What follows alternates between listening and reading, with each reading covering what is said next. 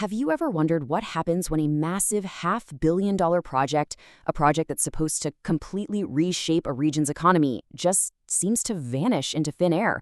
Well, today we're digging into the mystery of the Al-Motahedon Petroleum Refinery in Pakistan.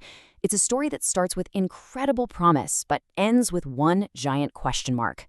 So what is the deal here? This was a project that had everything going for it. It promised to transform an entire region, and it was backed by some serious international money.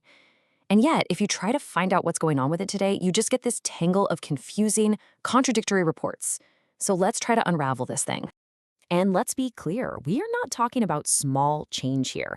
This was a $500 million investment.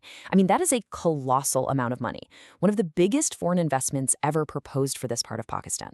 When a project of this scale has such a weirdly uncertain fate, you've got to ask why. Okay. So, to really get the mystery, we first have to understand the vision. Why was this refinery so important in the first place? Well, it all boils down to a pretty simple but very, very expensive logistical problem. Here's the crazy part. The southern districts of the Khyber Pakhtunkhwa province, or KP, were actually known as Pakistan's energy basket. They were pumping out crude oil, but they had no way to process it locally. All that valuable black gold had to be trucked hundreds of kilometers away to refineries in other cities. As you can imagine, that was incredibly expensive and just super inefficient. The solution was a concept called wellhead refining, and the logic behind it is brilliant in its simplicity. Instead of trucking all that heavy, bulky crude oil over huge distances, you just build the refinery right there, at the source. This was the game-changing idea behind the whole Al-Motahedon project. And they were planning to produce pretty much everything. We're talking petrol for cars, diesel for trucks, and even JP-8 jet fuel, which is critical for national defense. On top of that, you've got LPG for cooking in people's homes. The goal was huge, to make the entire region completely self-sufficient when it comes to energy. Now, a project this big, you're going to need some serious backers. And this wasn't just a local thing, not at all. It was a powerful coalition of international players who saw the potential and were ready to put up the cash. So who exactly were the heavy hitters behind this alliance? Well, the leadership team reads like a who's who of international investment. You had Sheikh Mohammed Ahmed Al Khaitoub Al Nuaimi from the UAE as the chairman. Then you had a Chicago-based consortium bringing in the U.S. financial backing. And crucially, the technology, the engineering, the machinery, that was coming from an American firm, the Spec Company. And they were all partnering up with a local KP government.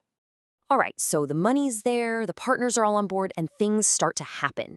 The project goes from being agreements in a boardroom to actual dirt being moved on the ground out in the Kohat District. This thing was becoming real. And things moved fast. In 2015, they signed a formal memorandum of understanding, which made it all official.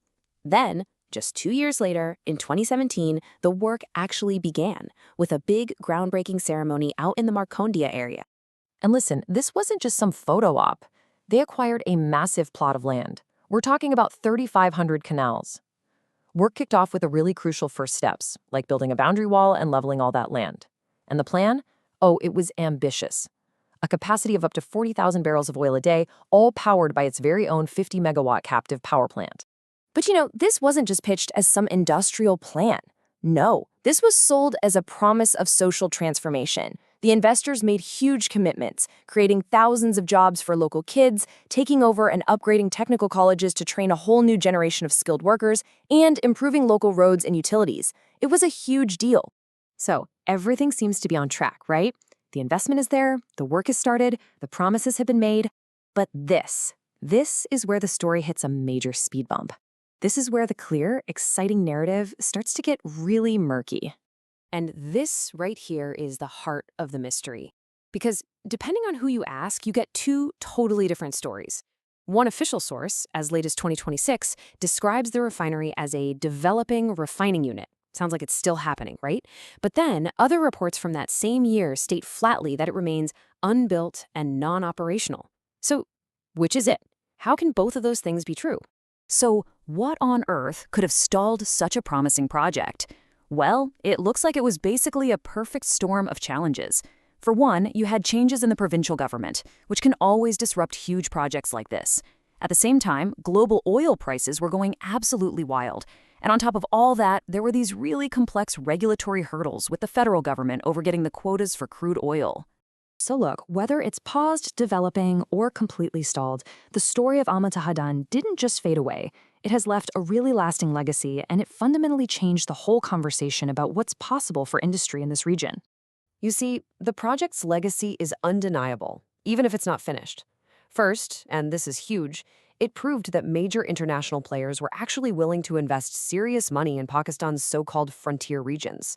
Second, it made that whole idea of wellhead refining famous in the province. And finally, it became this powerful symbol of the incredible industrial potential just waiting to be unlocked in southern KP.